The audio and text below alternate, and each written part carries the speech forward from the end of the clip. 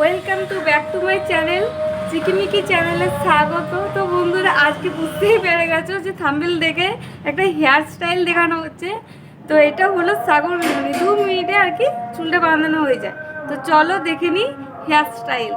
তো হ্যালো বন্ধুরা, এখন সাগর বিনুনি করা আছে আর সঙ্গে আমার দিদিকে নেওয়া হয়েছে।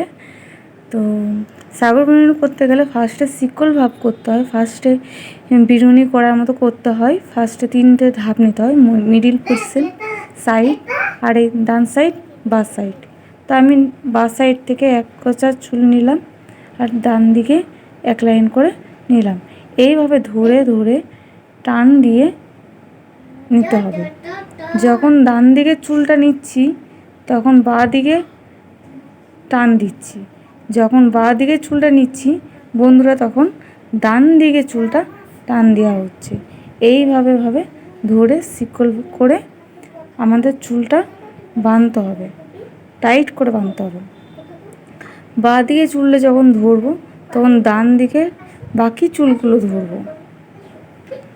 আর বাঁ দিকে চুলটা যখন ধরা হয় তখন ডান দিকে চুলগুলো ধরা হবে, টাইট করে ধরা হবে, তাহলে চুলটা লুজ হবে না।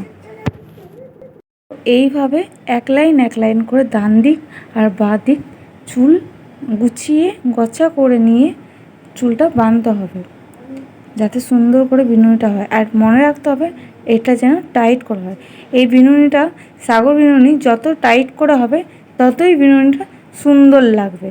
আর এটা টিউশন, পার্টি, আদার্স সবেতেই চলে।